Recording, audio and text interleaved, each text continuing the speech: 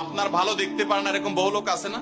এই হিংসা করলে অনেক সময় বদনজর লাগে, বদনজর। আপনার ভালো কিছু হতে আরেকজনের জ্বালা পড়া শুরু হয়েছে, এর কারণে অনেক সময় মানুষ ক্ষতিগ্রস্ত হয়। বহুবার এই সূরা পড়ে তৎক্ষণাৎ একেবারে পড়ার সাথে সাথে আমি কার্যকরিতা আমার চোখে বহুবার দেখেছি। আলহামদুলিল্লাহ। নবী সাল্লাল্লাহু আলাইহি ওয়াসাল্লাম এক সাহাবীকে বলেছেন, তুমি কি জানো আজকে রাতে যে দুইটা সূরা আমার প্রতি নাজিল হয়েছে, যে আয়াতগুলো নাজিল হয়েছে, এইরকম আয়াত কোরআনে আরেকটা নাজিল হয় নাই। আমার বাসা বাচ্চার কোনো অসুবিধা হলে মাঝে মধ্যে আমার মিসেস বলতেন যে একটু দোয়া পড়ে খুদাও তো। আমি আমার মিসেসকে সাথে সাথে বলি, কেন, তুমি দিলে কি সমস্যা? অনেক সময় বাচ্চাকে নিয়ে আসেন, হুজুর একটু তাকে দোয়া পড়ে ফু দিয়ে দেন, একটু পানি পড়ে দেন। আমরা কি দোয়া পড়ি আজকে সেটা আমি আপনাদের সামনে ফ্ল্যাশ করে দিলাম, জানিয়ে দিলাম। আপনার যদি কোনো বিপদ হয়, আজকে অনেক ভাই প্রশ্নে লিখেছেন, অনেক সময় মানুষ বলে, ভাই আমার বাচ্চাটার এই সমস্যা, আমার ওই ওয়াইফের এই সমস্যা, আমার স্বামীর এই সমস্যা, আমার এই সমস্যা, আমরা আল্লাহর কাছে আশ্রয় চাইতে জানি না। আজকে শিখে যান, এই দুইটা সূরা নাজিল হওয়ার যে প্রেক্ষাপট, সেই ঘটনা শুনলে আমাদের ঈমান আরো বেড়ে যাবে ইনশাআল্লাহ।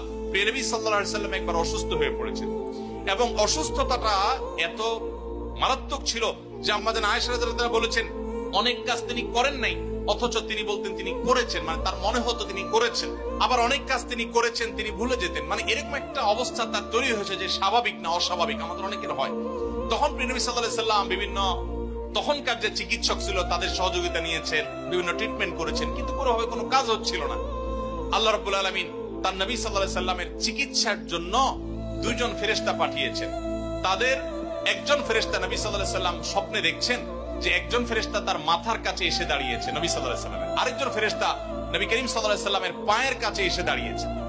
মাথার কাছে যে ফেরেশতা দাঁড়িয়েছেন, ওই ফেরেশতা পায়ের কাছে থাকা ফেরেশতাকে জিজ্ঞাসা করছিলেন যে এই লোকটার কি হয়েছে, অর্থাৎ নবী সাল্লাল্লাহু আলাইহি ওয়াসাল্লামের কি হয়েছে। তখন পায়ের কাছে থাকা ফেরেশতা, খুব মনোযোগ সহকারে শুনেন, পায়ের কাছে যে ফেরেশতা দাঁড়ায় ছিলেন উনি বলতেছেন, ওনাকে, অর্থাৎ আমাদের নবী সাল্লাল্লাহু আলাইহি ওয়াসাল্লামের কথা বলছেন, ওনাকে জাদু করেছে। পায়ের কাছে থাকা ফেরেশতা এটা বলার পর মাথার কাছে থাকা ফেরেশতা আবার জিজ্ঞাসা করলেন, কে জাদু করেছে?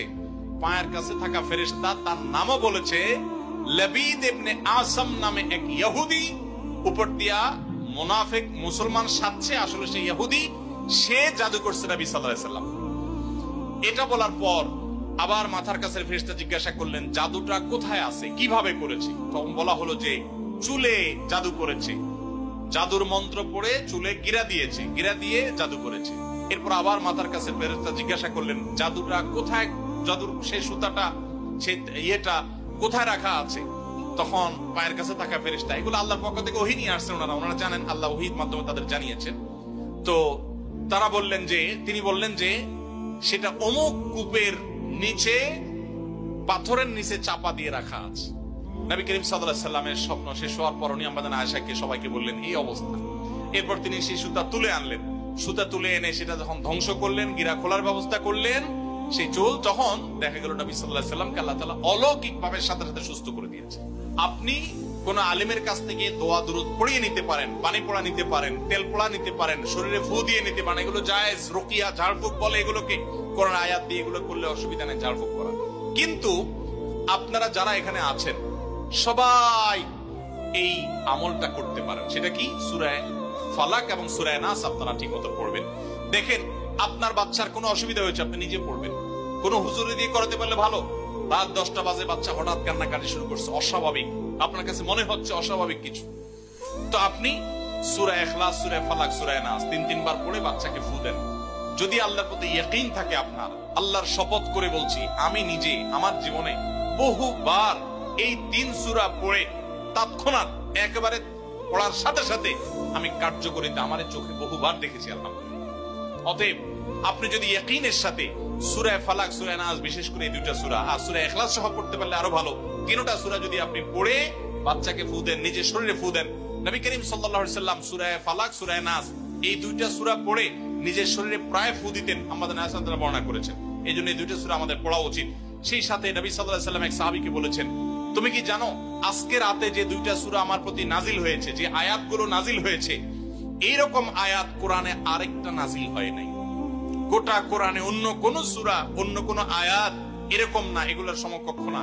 এরকম বিশেষ ফজিলতপূর্ণ আয়াতগুলো অর্থাৎ সূরা ফালাক, সূরা নাস আজকে রাতে নাজিল হয়েছে, নবী সাল্লাল্লাহু আলাইহি ওয়াসাল্লাম এক সাহাবীকে বলেছেন। এবং নবী সাল্লাল্লাহু আলাইহি ওয়াসাল্লাম মাঝে মধ্যে এই সূরাগুলো দিয়ে ইমামতি করতেন, নামাজে পাঠ করতেন। আমাদের আয়েশা বলেছেন তিনি এগুলো পড়ে নিজের প্রতি নিজে ফু দিতেন, নিজেকে রক্ষা করার চেষ্টা করতেন। এই জন্য এই সূরাকে বলা হয় সূরা ফালাক, সূরা নাসকে বলা হয় মুআওয়াযাতান। যেই কোনো সুবিধায় ইয়াকিন পরিপূর্ণভাবে রেখে, আপনার সাধারণ অসুস্থতা হলে অবশ্যই আপনি ট্রিটমেন্ট গ্রহণ করবেন। নবী সাল্লাল্লাহু আলাইহি ওয়াসাল্লাম নির্দেশ করেছেন, তাদাও, তোমরা চিকিৎসা গ্রহণ করো, অসুখ হলে ডাক্তারের কাছে যাও, চিকিৎসা গ্রহণ করো। ফাইনাল্লাহা মা খালাকা দাআন ইল্লা খালাকা লাহু দাওয়া। আল্লাহ এমন কোন রোগ সৃষ্টি করেন নাই যেই রোগের প্রতিষেধক বা ঔষধ সৃষ্টি করেন নাই, সেটা তোমরা করো। সেই সাথে আবার কোরআনে এও বলা হয়েছে যে এই কোরআনকে মানুষের জন্য শেফা হিসাবে আল্লাহ দিয়েছেন। অতএব ইয়াকিনের সাথে আমরা এই আমলটা করব। আমি আবার বলছি, আমার জীবনে একবার নয়, আল্লাহর শপথ করে বলছি, বহুবার আমি দেখেছি সূরা ফালাক, সূরা নাস, সেই সাথে সূরা ফাতিহা। সূরা ফাতিহাটাও সর্বরোগের ঔষধ। সূরা ফাতিহা, সূরা ইখলাস, সূরা ফালাক, সূরা নাস, এগুলো পড়ে ফু দিয়ে, পানিতে, তেলে, খাবারে, মানুষের উপরে